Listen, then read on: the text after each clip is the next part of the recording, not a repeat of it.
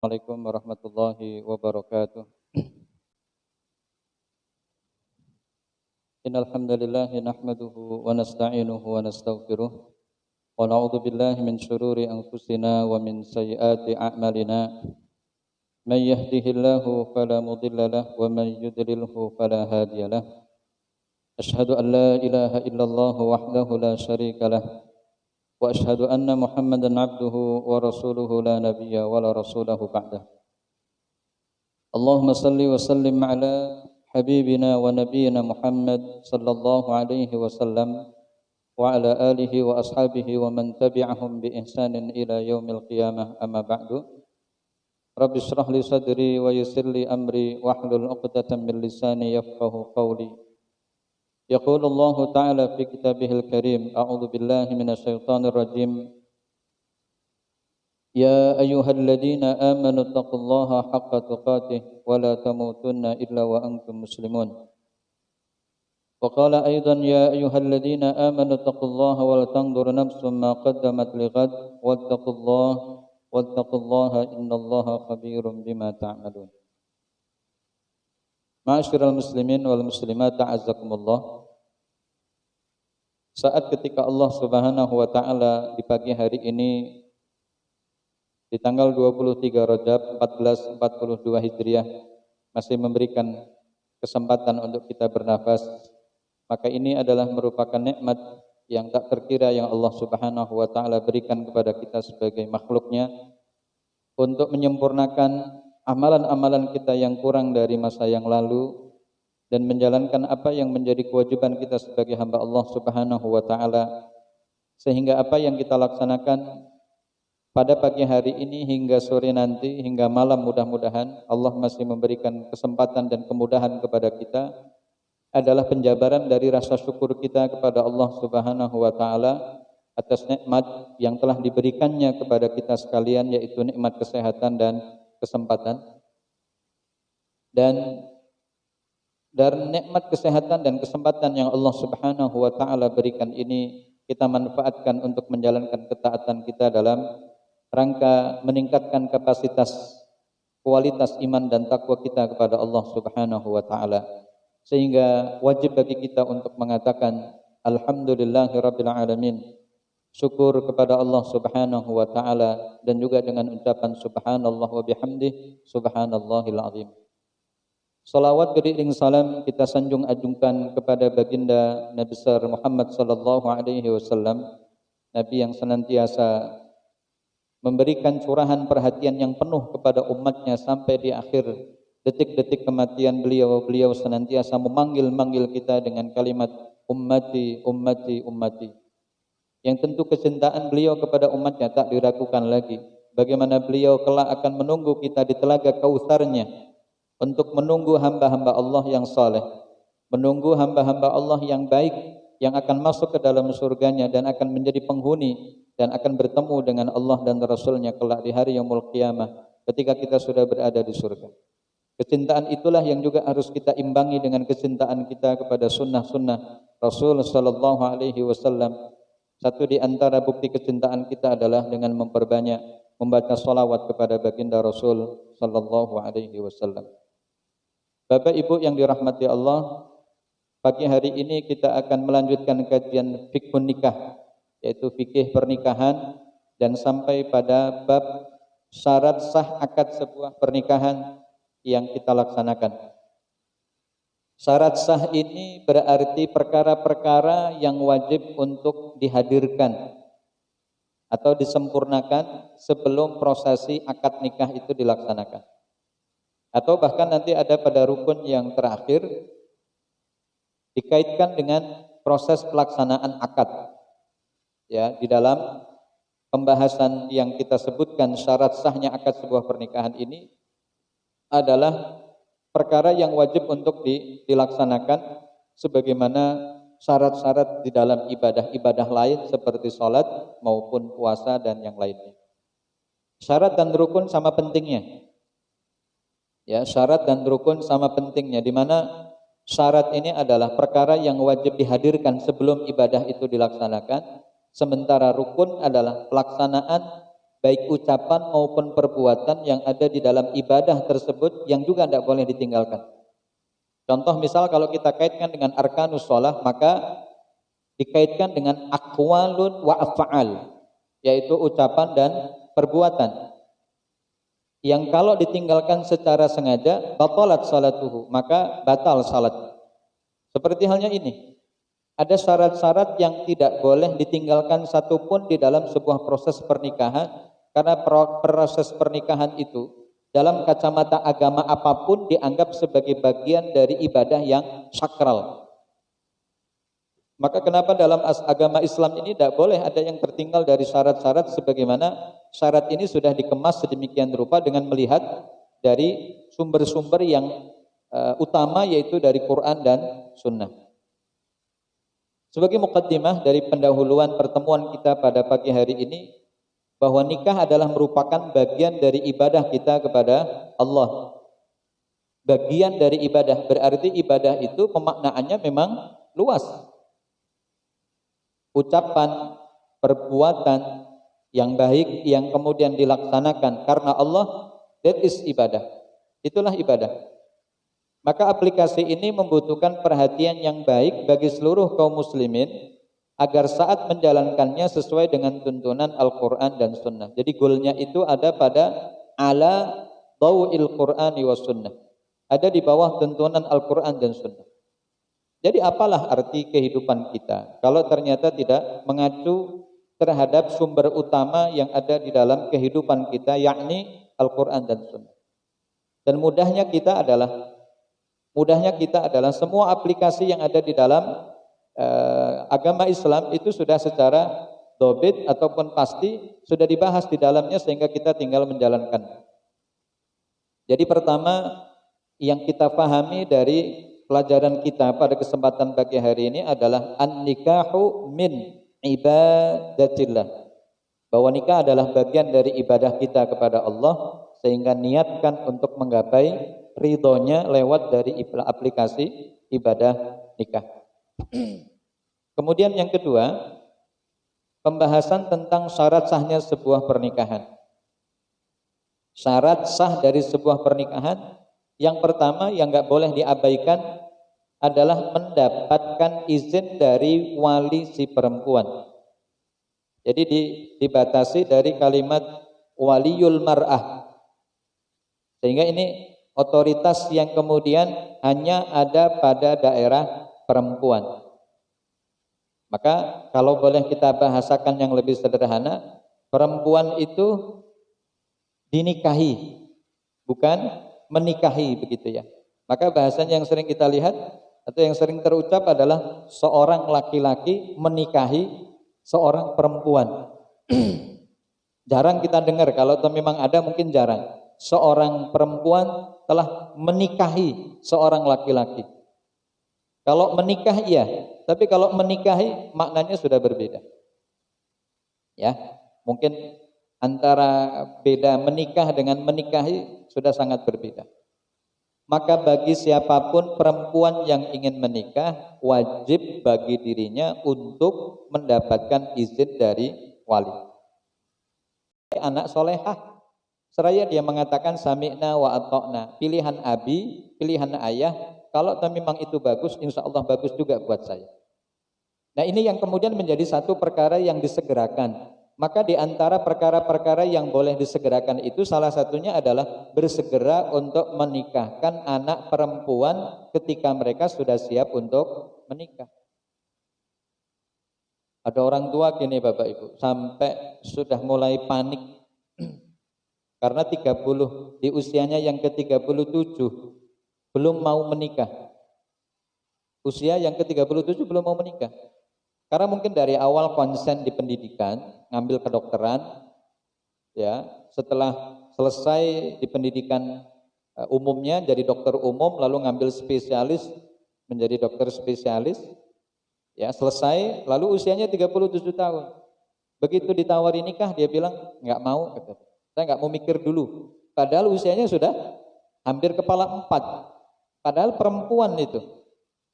Nah ini kan menjadi apa? Menjadi problem yang ada di dalam keluarga ketika kita melihat anak perempuan yang belum mau menikah padahal saat usianya sudah matang. Maka perintah yang Allah sampaikan adalah wa ankihul ayama minkum was-salihina min ibadikum wa imaikum, adalah perintah yang harus tanggap untuk kita ambil untuk kemudian segera dinikahkan. Maka tidak bijak Bapak Ibu.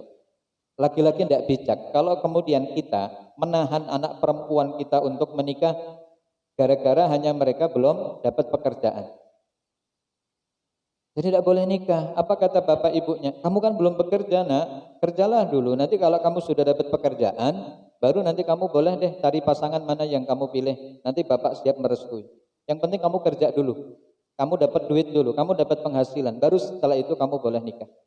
Nah, arahan-arahan yang diberikan oleh orang tua kepada anak perempuannya yang demikian kurang bijak. Karena mengajarkan anak perempuan itu harus menjadi pekerja.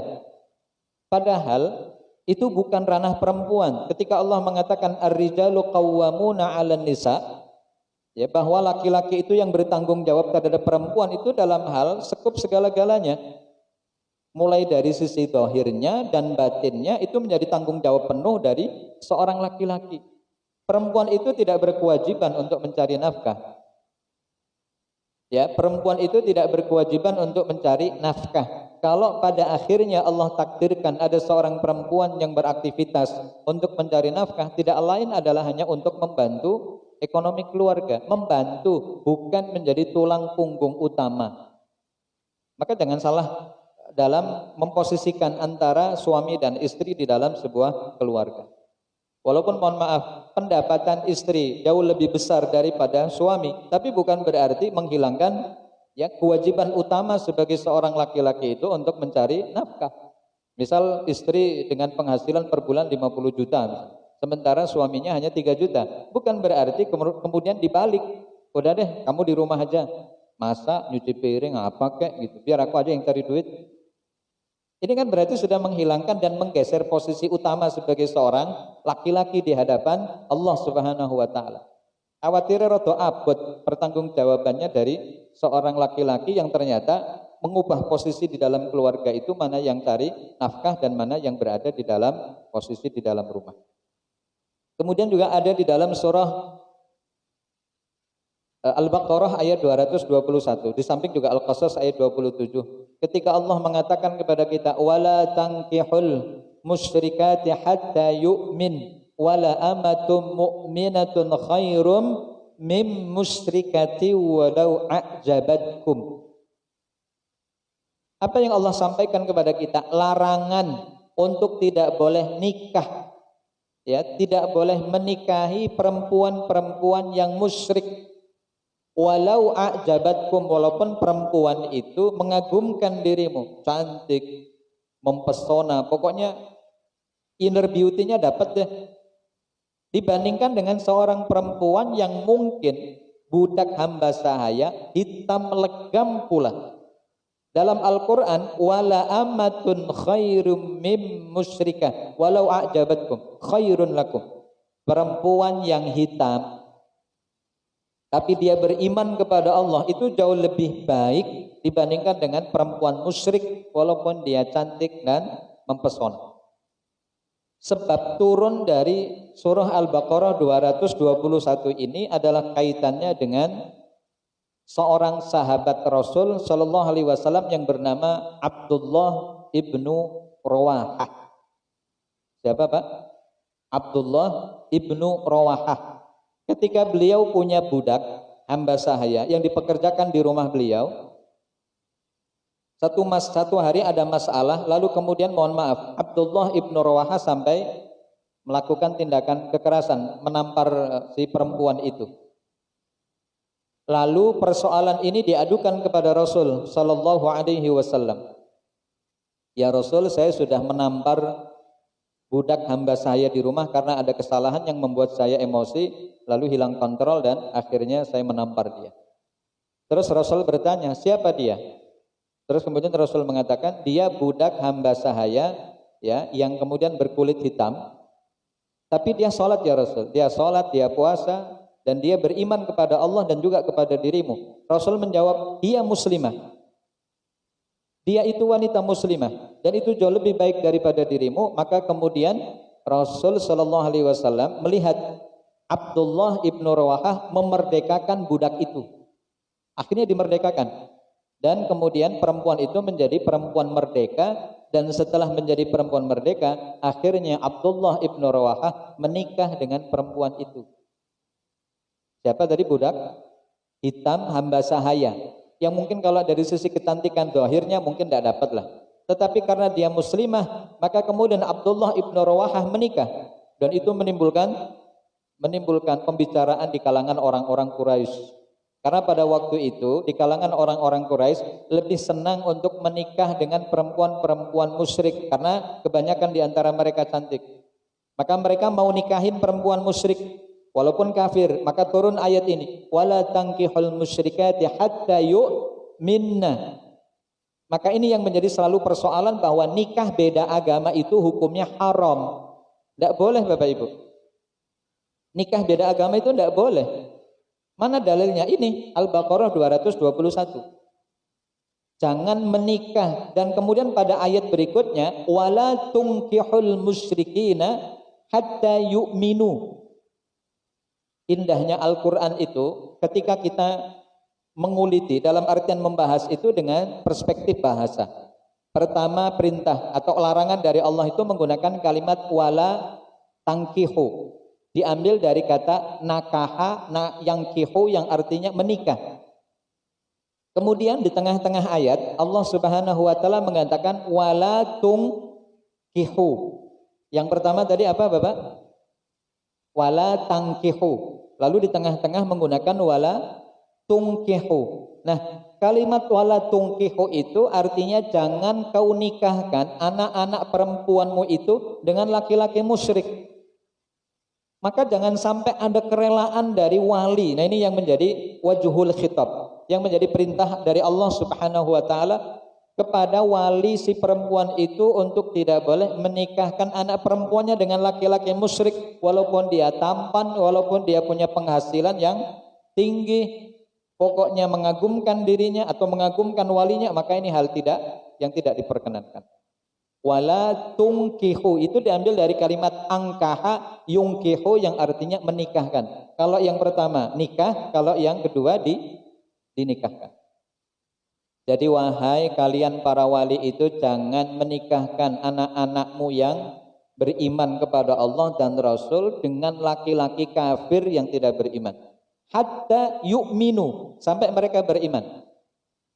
Maka kenapa ada proses orang mu'allaf masuk ke dalam Islam itu, salah satu di antara motifnya karena akan menikah dengan wanita muslimah atau dengan laki-laki muslim. Misal saling cinta, lalu ternyata beda agama. Lalu si laki-laki mengatakan, aku gak akan mungkin menikahi dirimu karena kau masih dalam keadaan musyrik. Islamkanlah dirimu, baru kau akan bisa aku nikah. Karena mungkin berawal dari kecintaan dia terhadap laki-laki itu, ya apapun akan aku lakukan. Lalu kemudian dia beriman kepada Allah Subhanahu wa taala dengan cara ikrar syahadat. Begitu dia sudah berikrar syahadat, dia menjadi seorang muslimah, baru laki-laki ini boleh menikahi si perempuan itu. Atau sebaliknya, ada perempuan muslimah akan menikah dengan laki-laki yang beda agama. Maka si perempuan itu mengatakan, aku nggak akan mungkin kau nikahi kalau kau belum muslim. Maka ini yang kemudian ranah kekuatan yang berbeda Bapak Ibu. Kalau laki-laki bisa mengendalikan perempuan, maka perempuan sulit untuk bisa mengendalikan laki-laki dalam masalah ini. Artinya apa? Banyak sistem yang terjadi, ya, bahwa laki-laki yang tadinya kafir lalu masuk Islam itu hanya sebatas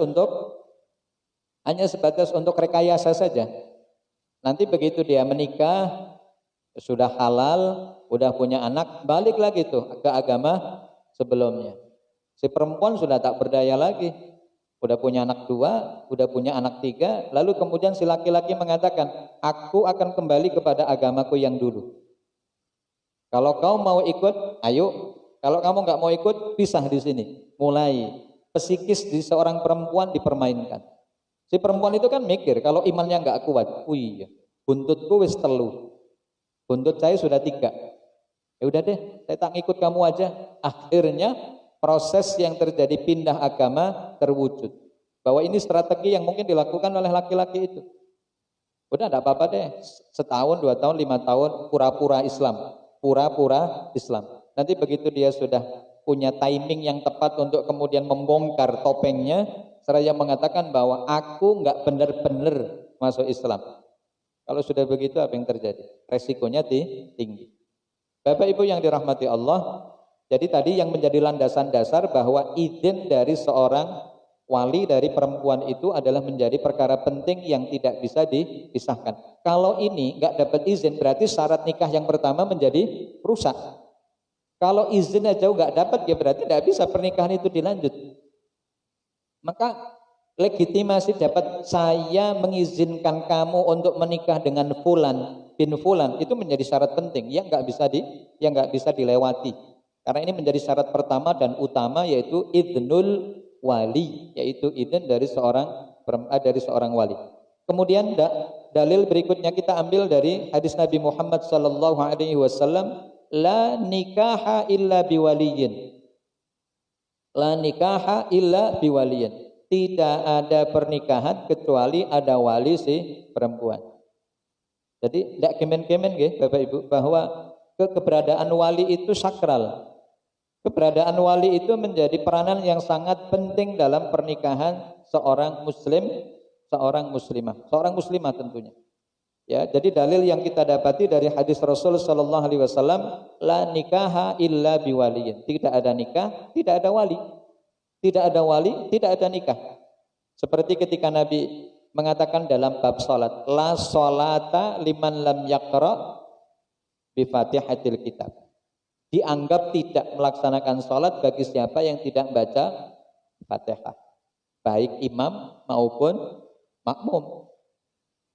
Maka kalau ada imam dalam sholatnya ujuk-ujuk baca surah sebelum baca Fatihah, diingatkan kalau itu adalah perkara yang tidak sengaja, maka tidak batal sholatnya.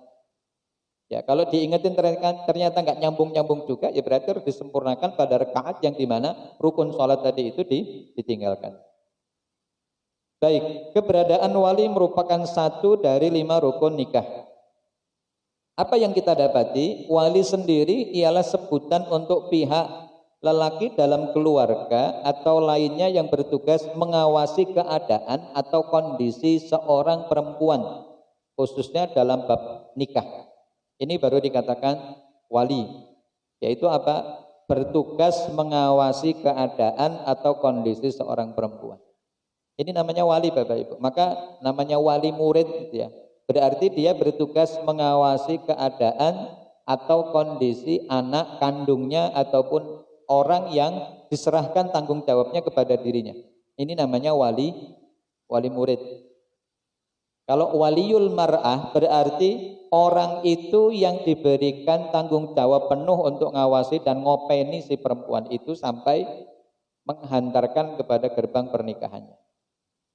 Ini urutan-urutan Bapak Ibu, ini urutan wali dalam pernikahan yang tidak boleh diambil secara zigzag, diambil secara acak, ini kok tidak boleh. Harus sesuai prioritas pertama, kedua, ketiga, keempat sampai akhir. Pertama yang paling utama yang berhak untuk menjadi wali itu adalah ayah dari si perempuan itu. Yang dimaksudkan ayah di sini adalah ayah kandung, bukan ayah sambung. Kalau ayah sambung tidak berhak untuk menikahkan si perempuan itu. Andai kata bapaknya sudah meninggal lalu digantikan dengan ayah sambung, maka si perempuan itu harus dinikahkan dengan posisi kakek dari ayah kandungnya. Ngerti nggih? Jadi ini prioritas pertama ayah. Kalau ayah tidak ada, baru kakek. Kakek dari ayahnya ayah, bukan dari ayahnya ibu.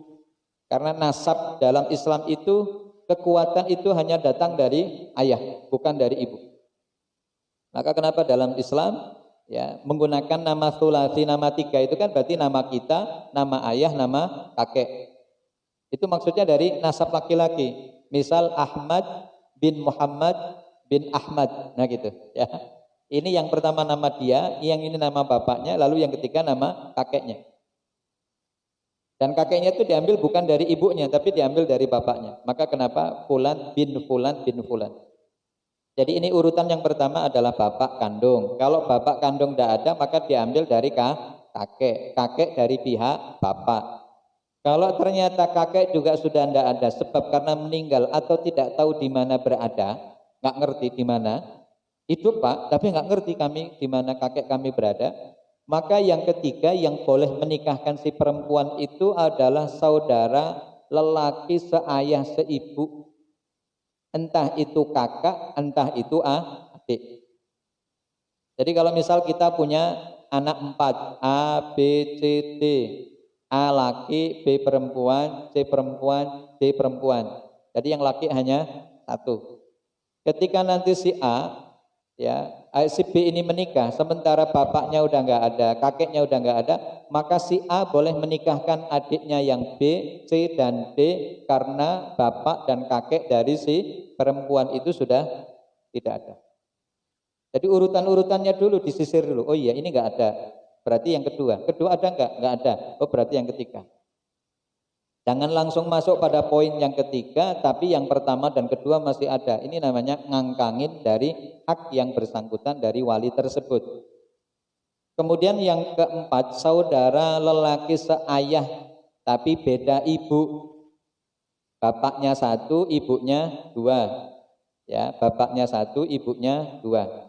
Maka ketika nanti dia menikah, yang berhak untuk menikahkan si perempuan itu adalah kakak atau dari adik saudara kandung dari si ayah tersebut.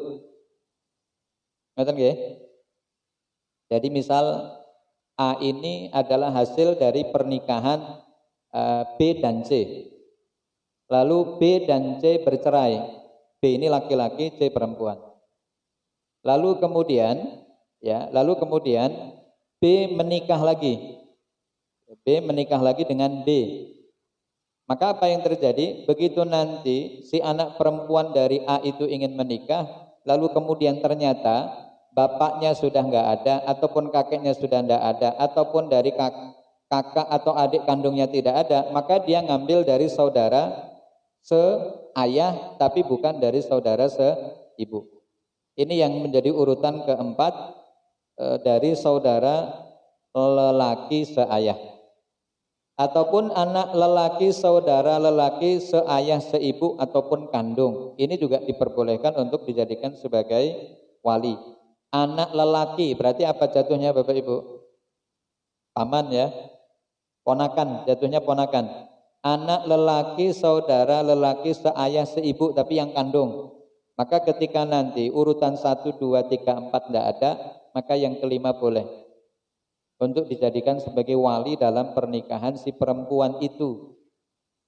Kemudian anak lelaki saudara lelaki seayah.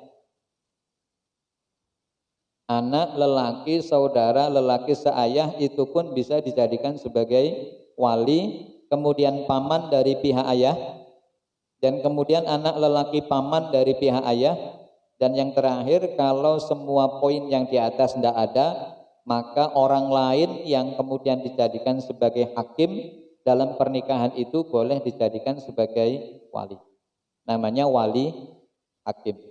Jadi kalau dikatakan wali hakim itu siapa? Adalah orang yang dijadikan sebagai alternatif terakhir ketika semua nasab yang ada di dalam keluarga itu dari sebut ya yang telah disebutkan dari nomor 1 sampai nomor akhir sebelum hakim itu semuanya sudah tidak ada. Nah ini yang kemudian urutan-urutan yang ada di dalam wali dalam sebuah pernikahan seorang perempuan. Bapak Ibu yang dirahmati Allah, syarat untuk bisa menjadi wali itu ada 5, di mana hal ini juga tidak boleh diabaikan. Yang pertama Muslim. Artinya apa? Balik lagi ke slide sebelumnya ya. Andai kata ayah, kakek, saudara, laki-laki seayah seibu, ini kok tidak ternyata beragama Islam, maka saudara lelaki seayah yang telah beragama Islam yang berhak. Paham ya? Misal bapaknya kafir, kakeknya kafir, saudara laki-laki seayah ibu juga kafir.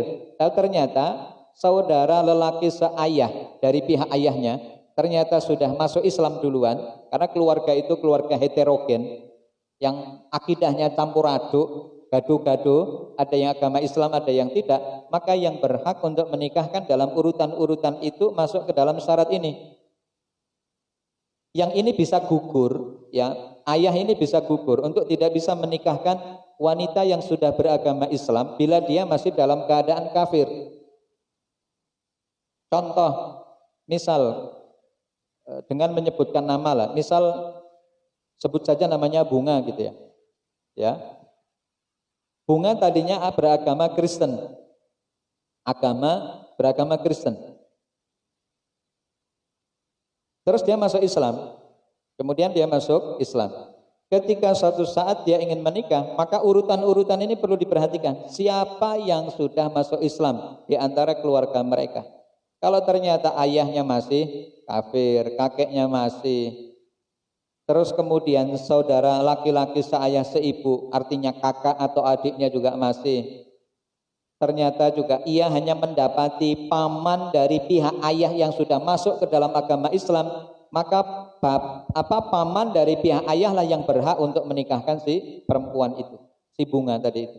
Walaupun bapaknya ada, kakeknya ada, adiknya ada, kakaknya ada, saudara dari pihak ayah juga masih ada, tapi semuanya beragama, ya, beragama non-Islam, maka ini menjadi persyaratan yang harus diabaikan. Ngerti nggih? Ini andai kata yang pertama. Andai kata yang kedua, dari urutan pertama sampai akhir semuanya masih dalam keadaan musyrik, maka ia boleh untuk ngambil wali hakim secara langsung karena urutan-urutan dari keluarganya tadi itu tidak ada yang memenuhi syarat untuk menjadi wali. Apa syaratnya? Muslim. Yang kedua, laki-laki iya, berakal iya, balik iya, merdeka iya, tapi Islam tidak, maka tidak jadi. Maka ini yang kemudian kita sebut dengan syarat. Syarat itu menjadi perkara yang tidak bisa dipisahkan dan nggak bisa ditinggalkan dari nomor 1 sampai nomor akhir. Jadi ada wali yang laki-laki, oke, bapaknya kan laki-laki pasti. Kemudian berakal, wong nyatanya ya sehat, ora edan. Kemudian balik karena nyatanya sudah tua. Merdeka karena memang sudah tidak ada lagi perbudakan. Tapi ternyata dia masih beragama Kristen. Ayo nggak jadi. Maka yang berhak untuk menikahkan si perempuan itu bukan bapaknya, walaupun bapaknya adalah bapak kandung. Paham ya?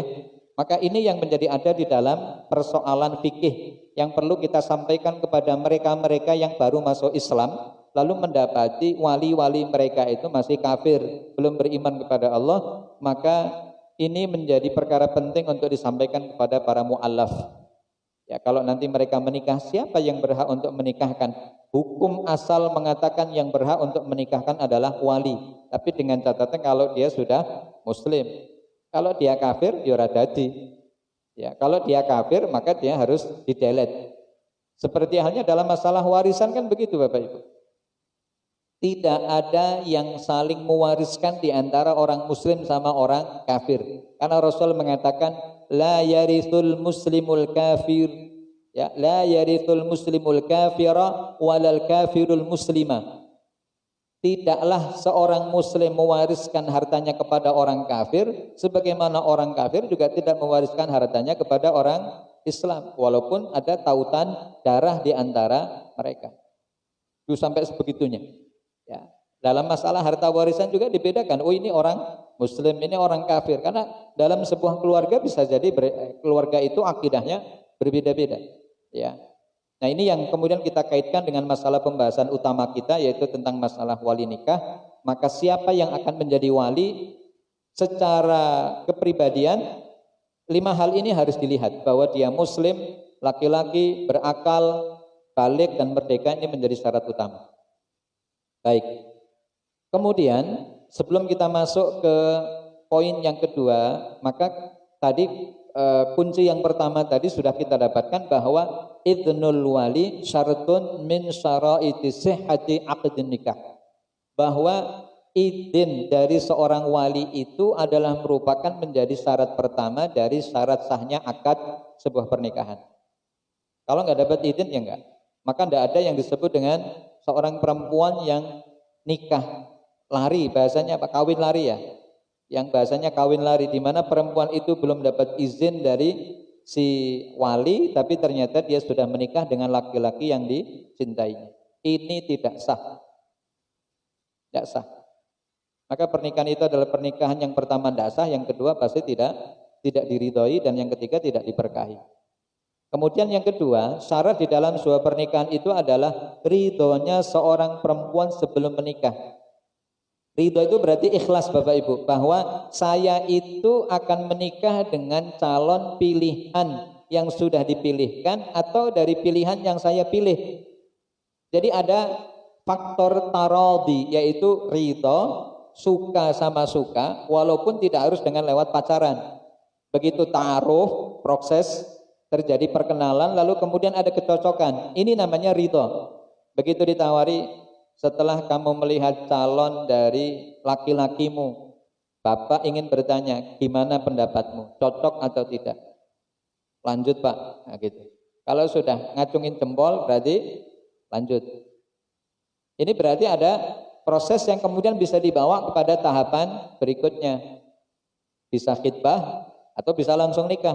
Karena khitbah yang kemarin kita bahas bukan menjadi syarat sah dari sebuah proses pernikahan. Bukan. Ada orang langsung mau nikah terhadap perempuan, tidak ada masalah. Tapi pastikan dulu perempuan itu mau atau tidak. Gitu. Jangan sampai over confident, terlalu percaya diri. Pak, saya datang ke sini ingin menikahi putri Bapak. Loh. Apa-apaan nih? Kan belum ada pembicaraan. Tapi saya sudah percaya diri Pak, bahwa kalau saya menikahi putri Bapak, Bapak pasti akan terima. Loh, muqaddimah dulu.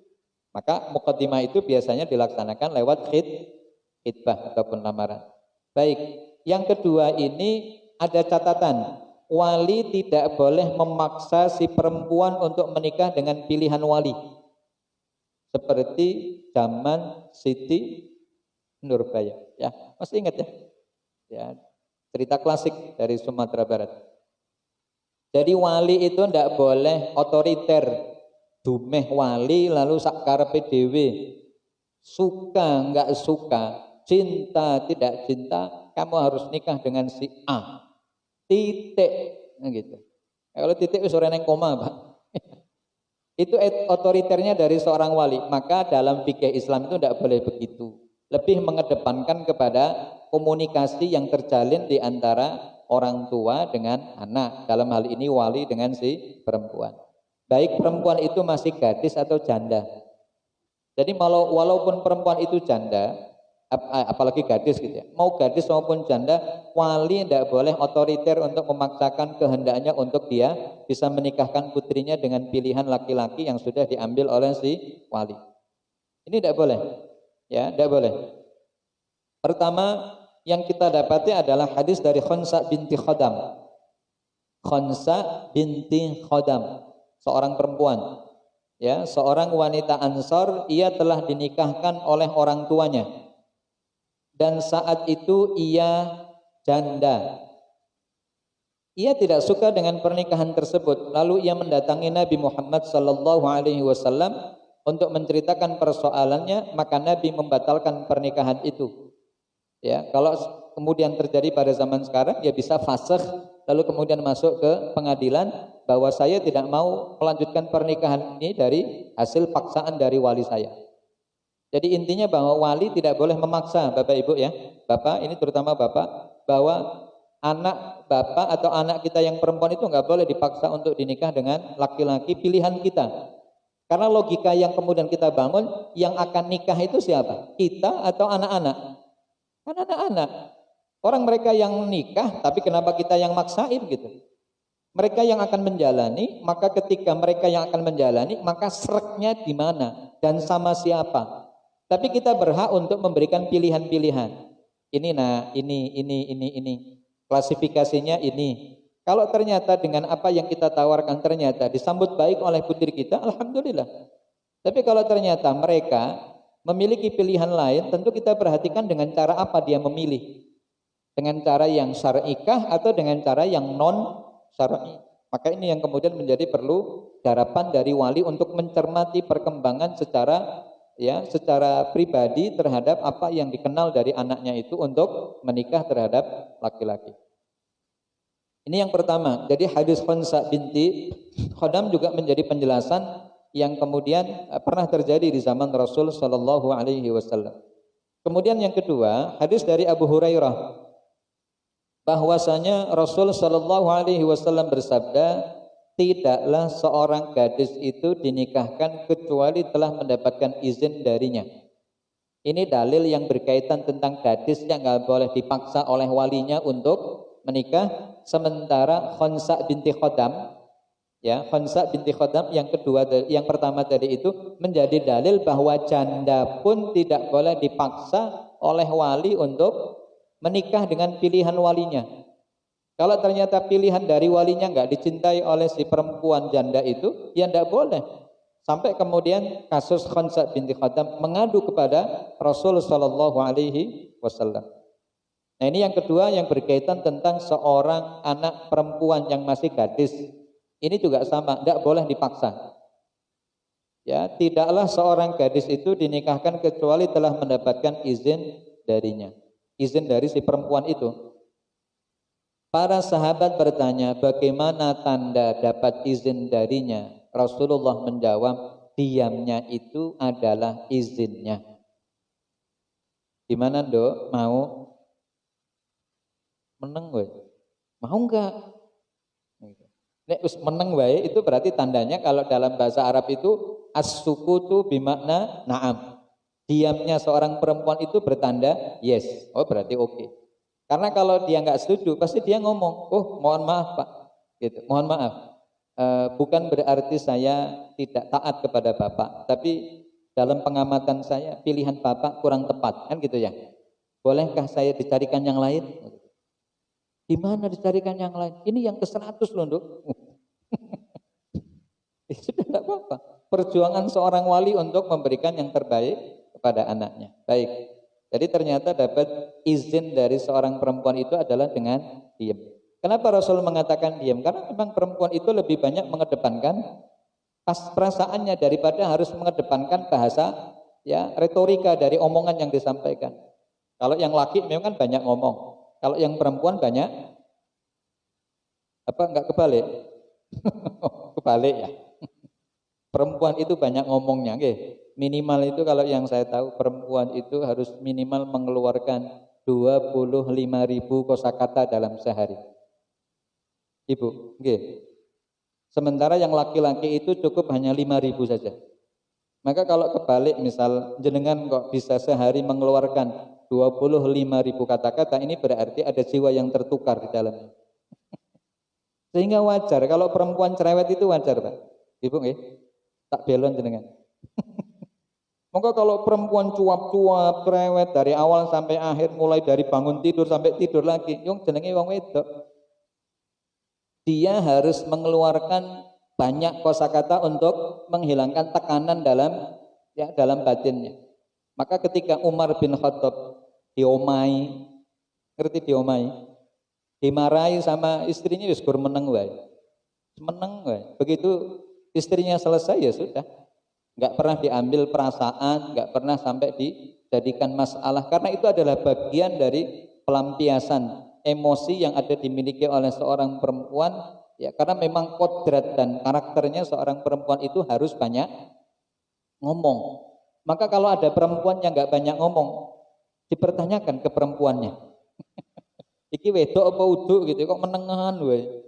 Sebegitu juga yang laki-laki kalau cerewet juga ditanya, kenapa kok cerewet Bang? Ada yang tertukar apa jiwanya ya? Baik. Yang ketiga, mahar. Mahar ini juga menjadi syarat di dalam sahnya sebuah pernikahan.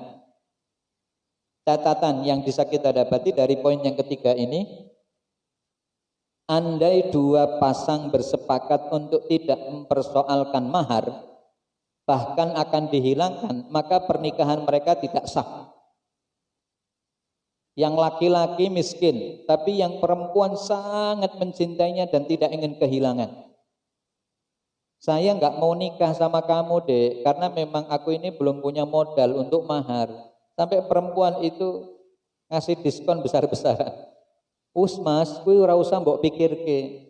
Mahar ndak usah, aku nggak dikasih mahar juga nggak apa-apa. Yang penting itu aku tuh dapat kamu, gitu misal. Iya, kamu gitu misalnya. Jadi nanti nggak ada mahar, nggak usah, nggak ada mahar. Pokoknya kamu penting siap nikah, lalu kemudian kita nikah di depan hakim atau di depan wali, selesai. Tapi kan yang justru ceos di depan wali. Ditanyakan biasanya sebelum proses pernikahan itu ditanya, maharnya apa ya Pak? Maharnya apa Mas? Nggak ada Pak. Ulah, kok nggak ada? Karena tadi atau sebelum pernikahan ini sudah ada kesepakatan dengan calon istri bahwa mahar nggak perlu katanya. Maka kesepakatan di antara keduanya adalah kesepakatan batil yang kemudian menggugurkan proses pernikahan itu. Maka wali berhak untuk membatalkan pernikahan itu. Ini bukan persoalan benda, ini bukan persoalan materi. Ya, kalau nggak ada mahar lalu kemudian nggak ada pernikahan lalu dianggap walinya adalah orang yang dianggap matre, enggak. Orang mahar itu dengan membaca Al-Fatihah juga boleh. Umpomo paribasan tidak ada materi yang bisa dipersembahkan. Sampai kemudian Rasulullah mengatakan andai kata mahar itu diambil walau khotaman min hadid, dalam bahasa fikih yang disampaikan oleh Rasul. Mahar itu andai kata dibuat dari cincin yang terbuat dari besi, itu juga boleh. Yang penting ada tanda cinta yang kau berikan kepada calon istrimu, dan itu akan menjadi haknya setelah mahar itu diserahkan. Maka di daerah mana gitu sempat heboh kemarin pernikahan, lalu kemudian maharnya adalah sepasang sendal jepit. Ya, sepanjang sendal jepit. Mudah-mudahan ada teman-temannya gitu ya, mungkin sepandang sendal jepit, lalu di sampingnya ada sebongkah emas gitu. Nah, ini mending gitu. Tapi kalau hanya sendal jepit, misal kok kemudian hanya itu yang bisa diberikan, ya tidak ada masalah. Toh itu juga merupakan pemberian yang nanti akan diberikan dan itu menjadi hak bagi istrinya. Tapi kok ya temen banget gitu ya. Sendal jepit nek swallow kan regane gur 10.000. Masa iya istrinya hanya dihargai 10.000. Padahal itu adalah untuk seumur hidup, tak lawas-lawase. Ya, tapi kalau memang tidak ada, ya tidak apa-apa. Jangan dipaksakan, jangan sampai karena keberadaan kita atau kemudian ketiadaan materi yang sampai pada akhirnya orang itu tidak mau menikah. Hidup tua sampai membujang hanya gara-gara ketakutan mikirin mahar. Ya, memang kalau di negara-negara tertentu mahar itu sangat mahal, Bapak Ibu. Di Saudi saja itu maharnya terkenal mahal.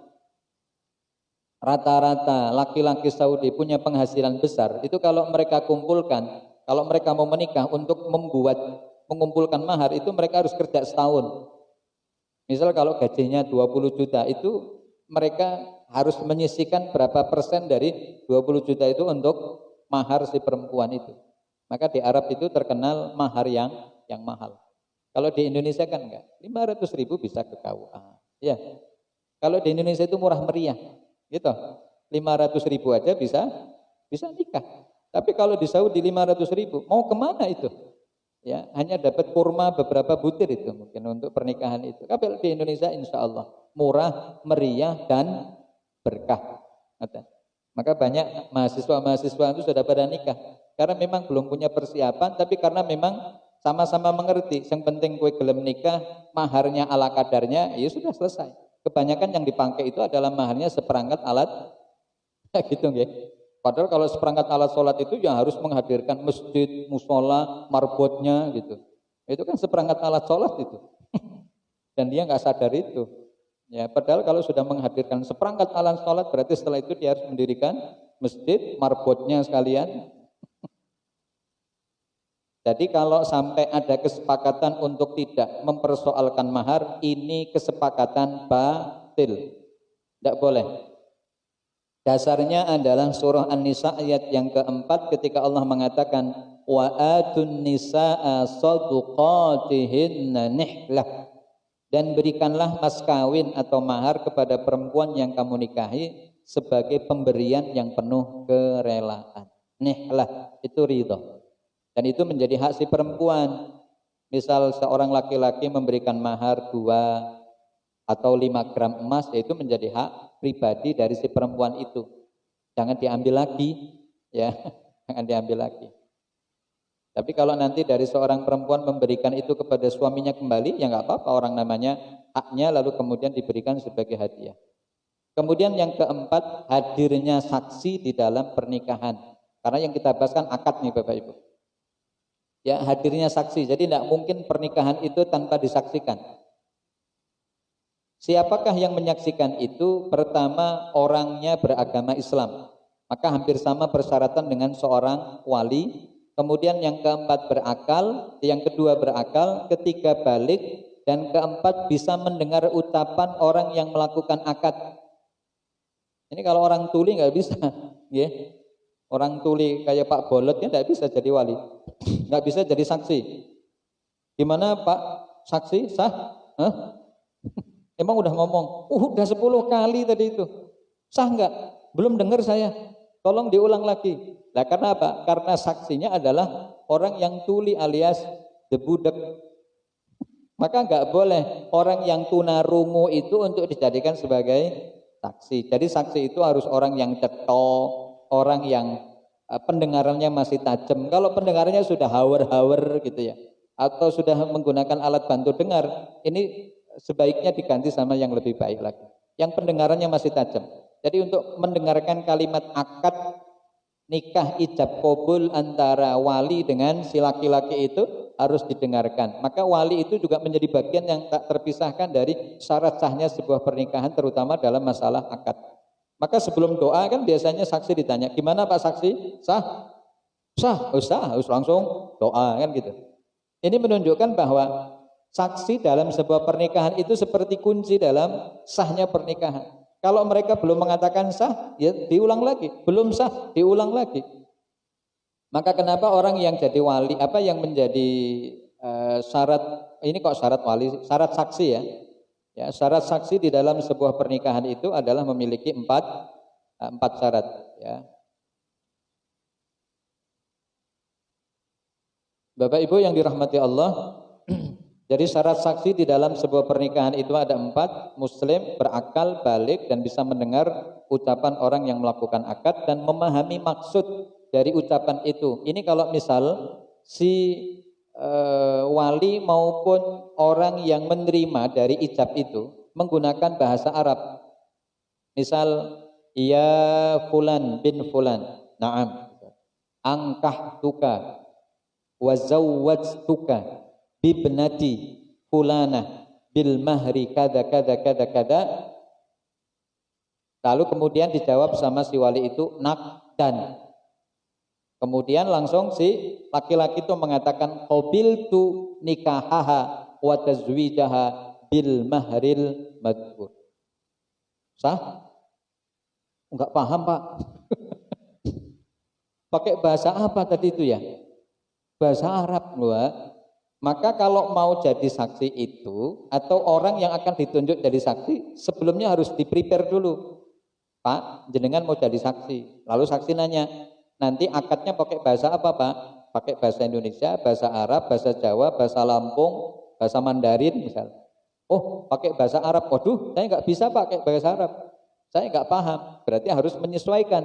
Kalau memang rata-rata saksi tidak paham dengan bahasa Arab, maka jangan memaksakan kehendak harus pakai bahasa Arab. Pakai bahasa Indonesia aja. Biar semuanya orang bisa paham. Ngerti nggih? Kemudian yang kelima sighah. Sighah itu berarti bentuk pengucapan dari akad pernikahan tersebut. Sighah itu berarti narasi yang diucapkan oleh wali maupun oleh si laki-laki yang menerima proses ijab dari si wali tersebut. Jadi syarat sahnya akad itu pertama ijab dan qabul diucapkan dengan menggunakan kalimat yang menunjukkan nikah. Saya nikahkan engkau. Itu kan kalimat menunjukkan kata nikah. Jadi nggak usah pakai dengan bahasa yang bias. Saya mempertemukan engkau dengan putri saya untuk hidup selama-lamanya. Kedawan. Kalimat itu tidak to the point dan kemudian membuat bias makna. Maksud mempertemankan itu apa? Tapi kalau sudah menikahkan itu berarti sudah menggunakan ikat mitsaqan ghalidha, ikatan yang kuat. Jadi harus pakai kalimat yang menunjukkan nikah ataupun zawaj. Angkah tuka, wazawwajtuka, itu kan berarti menggunakan redaksi yang jelas bahwa saya wali dari si perempuan ini ingin menikahkan dan mengawinkan ya putriku dengan dirimu. Maka kalau kita ini bapak-bapak yang sudah punya putri yang sudah dewasa, jenenganlah yang akan menikahkan, jangan diserahkan kepada orang lain. Karena itu proses momen yang langka yang hanya terjadi sekali seumur hidup. Jangan sampai diserahkan kepada orang lain. Saya yang akan menikahkan ya putri saya. Supaya apa? Ada pelimpahan tanggung jawab langsung yang diberikan dari orang tua kepada laki-laki yang notabene nanti akan jadi menantunya. Jadi seolah-olah si laki-laki itu mengatakan, "Hai calon menantuku, sebentar lagi akan terjadi proses transformasi pemindahan wilayah kekuasaan gitu ya. Dan tanggung jawab. Saya sebagai wali sebentar lagi akan menyerahkan tanggung jawab hidup mati anak saya kepada dirimu." Maka begitu seorang laki-laki mengatakan qabiltu, itu kalimat yang sangat sakral dalam sebuah pernikahan. Bukan hanya sekedar untuk mendapatkan legitimasi dari si wali bahwa setelah dia mengatakan qabiltu, saya terima, lalu kemudian selesai begitu saja. Tapi ini proses berkelanjutan sampai akhir kehidupan dari keduanya. Jadi prosesnya panjang, tapi juga syarat dengan pahala dari Allah Subhanahu wa Ta'ala. Kemudian menunjukkan ke arah selama-lamanya. Artinya jangan sampai seorang wali mengatakan aku nikahkan engkau hanya sampai bulan Ramadan. Nah, itu berarti nikah mut'ah itu, ya. Saya nikahkan putri saya yang bernama Fulanah binti Fulan sampai corona selesai, gitu. Begitu corona selesai ganti Karolin misal. Itu berarti nikah akad lagi, perbarui lagi, gitu. Enggak. Jadi menunjukkan selama-lamanya dengan tidak menggunakan kalimat tertentu di dalam akad itu, enggak usah menyebutkan waktu. Jadi pokoknya angkah tuka wa zawajtuka itu menunjukkan waktu yang selamanya. Kesesuaian kata antara ijab dan qabul. Saya nikahkan putri saya yang bernama Fatimah binti Rosadi misalnya. Lalu kemudian si laki-laki mengatakan, saya terima nikahnya Aisyah. Padahal yang akan dinikahi siapa tadi? Fatimah. Lah kok bisa nyebutkan Aisyah? Kan jadi kaget loh. Aisyah itu yang siapa gitu. Waduh Pak, keceplosan gitu. Keceplosan, istri yang pertama gitu ya. Jadi harus ada kesesuaian. Maka untuk menghindari selip kata itu menggunakan kata ganti aja. Jadi si laki-laki yang akan menerima ijab dari si wali mengatakan saya terima nikahnya, gitu ya. Kalau nikahnya kan berarti kepada kalimat penyebutan yang sudah disampaikan oleh si wali. Kembali nyanya itu kembali kepada siapa? Ya kepada anaknya beliau. Tapi kalau sudah menyebutkan nama salah, ya berarti salah akadnya. Orang yang dinikahkan Fatimah kok nyebut Aisyah. Kan jadi bahaya itu. Kemudian yang keempat, qabul bersambung dengan ijab. Dalam artian bukan berarti satu kali nafas. Kan ada saksi yang saksi yang saklek. Tolong ucapkan qabul satu kali nafas. Jadi kan harus ngatur nafas dulu. Qabiltu nikahah wa tazwijaha bil mahril madhkur. Begitu dia menghela nafas di tengah, sama saksi bilang, batal Pak. Kenapa? 2 kali nafas. Enggak begitu maksudnya. Nyambung itu bukan berarti si qabul, si laki-laki yang menerima ijab dari wali itu enggak boleh nafas. Lah nek mati piye? Ya. Yang dimaksudkan bersambung itu adalah ada momen yang langsung disambut walaupun mungkin ada jeda di antara keduanya. Yang nggak boleh itu misal ijab dilaksanakan setelah resepsi pernikahan selesai baru balik lagi. Baik Pak, saya terima nikahnya putri Bapak. Padahal sudah selesai semua akad pernikahan. Ini yang disebut tidak diperkenankan. Maka ijab dan qabul itu menjadi rangkaian yang tak terpisahkan yang langsung disambut. Ada ijab, ada qabul. Dalam dunia muamalah perdagangan yang pernah diajarkan oleh Ustadz Nur Khalis kan begitu ya. Ijab qabul itu ada di dalam sebuah perdagangan, dalam perniagaan. Saya jual, baik, saya terima. Kan itu ijab qabul. Maupun di supermarket, misal di Surya gitu kan. Dengan masuk ke sana kan nggak mungkin para petugasnya mengatakan, "Bapak mau beli apa?" Oh ini kan gitu. Enggak, semua barang sudah ditata, di display ya sesuai dengan tempatnya masing-masing, ada harganya. Setuju diambil, enggak setuju jangan ditawar. Diambil satu item ngomong ke kasir, Mbak ini kemahalan, gimana kalau 3.000 aja? Padahal harganya 3.400. Itu kan model harga yang bermakna sukut, artinya diem. Jenengan setuju silakan diambil, nggak setuju ya silahkan pergi dari tempat itu. Berbeda kalau misal di pasar tempel misalkan ya langsung face to face karo mbah-mbah, mbah niki pinten harganya 3.000. Oh gimana kalau saya kasih 5.000? Wah gitu. Ditawar lebih tinggi, jangan lebih rendah Pak. Kadang-kadang ya kita ini nggak bapak-bapak nggak ibu-ibu kan kadang kalau kalau nawar harga itu kan kadang nyelekit ya.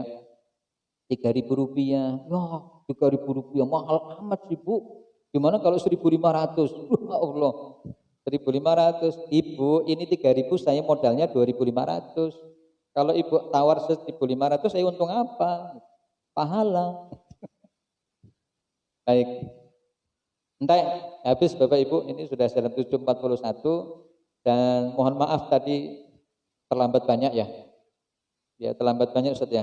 Mohon maaf karena saya harus ngisi dulu di An-Nur di Gunter, jadi keluar dari sana sudah jam 6 lebih 20 menit. Ya, jadi mohon maaf atas keterlambatan saya dan insya Allah di pertemuan yang akan datang tidak demikian. Ya, terima kasih sudah menunggu dan juga mudah-mudahan berdiam dirinya Ibu tadi dan Bapak selama kurang lebih 20 menit ya diniatkan iktikaf. Ya, diniatkan iktikaf dan pahalanya juga bertambah-tambah. Baik, nanti kalau ada pertanyaan boleh disisipkan atau nanti boleh nanya di grup ya Gerul Darul Fatah untuk ditanyakan apa yang menjadi materi kita, nanti kita bisa bahas. Oh, okay. Baik. Siap. Ini ada laporan dari Lembaga Amil Zakat dari Ustadz Zulfan untuk menyampaikan laporan terbaru dari perkembangan uang infak ambulan saat ya. Sudah dapat berapa gitu ya. Ini kisah update. Oke, siap. Kok empati? Empati ini gue nggak salah kosong gitu ya. Apa sudah terkorup itu Ustaz? Dikorup ya. Siapa yang mengkorupsi itu? Paling bawah. Oh gitu, siapa tahu di luar ya. Update oh iki. Ini virus ini. Oh iya. Terus yang ditat. Wallahu a'lam bishawab. WA ini lagi off. Boleh. Gimana? Saya tutup dulu aja kalau gitu ya, Ustaz. Nah, nanti saya tutup, nanti dilanjutkan oleh Ustaz Zulfan. Ibu masih sabar nunggu kan? Nggak ada kondangan kan? Nggak ada kondangan, insya Allah ya sebentar aja. Paling sekitar 5 menit, insya Allah nanti disampaikan oleh Ustaz Zulfan terkait perkembangan untuk infak ambulan. Baik, saya akhiri. Wassalamualaikum warahmatullahi wabarakatuh. Monggo.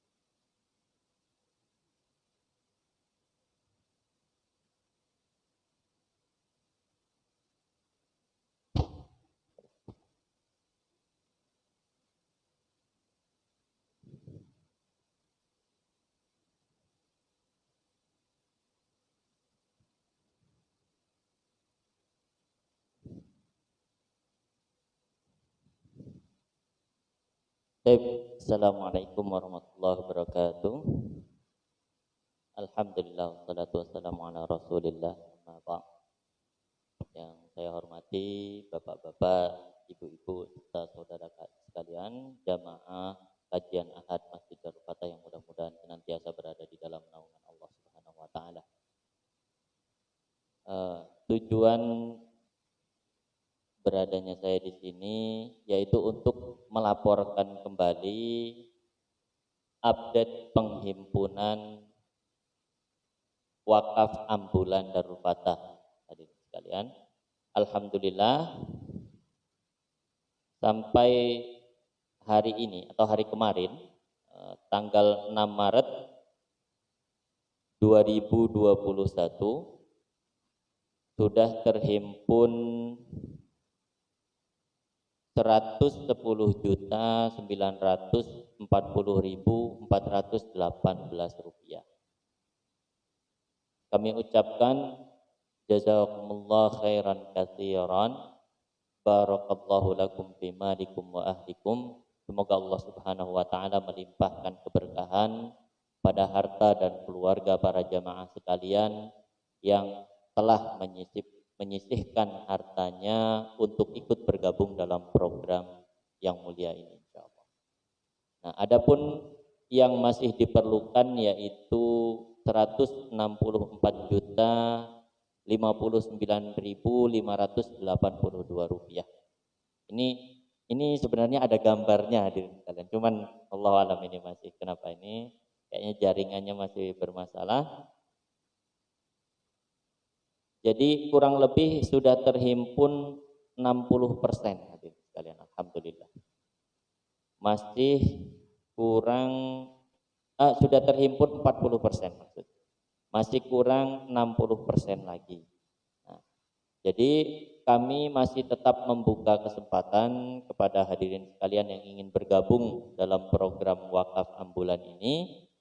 Maka nanti hadirin sekalian, bapak-bapak, ibu-ibu dan saudara-saudara sekalian jamaah kajian Ahad Darul Fatah bisa langsung menghubungi panitia, baik nanti di depan sini untuk bapak-bapaknya atau ibu-ibunya nanti bisa langsung ke kantor bagi yang ingin bergabung dalam program wakaf ambulan Darul Fatah ini. Mudah-mudahan setiap harta yang kita sisihkan dalam program ini dicatat oleh Allah Subhanahu wa taala sebagai amal jariah yang pahalanya nanti terus mengalir sampai hari kiamat insyaallah. Baik, mungkin demikian yang dapat saya sampaikan. Atas kurang dan lebihnya mohon maaf. Billahi taufiq wal hidayah. Assalamualaikum warahmatullahi wabarakatuh.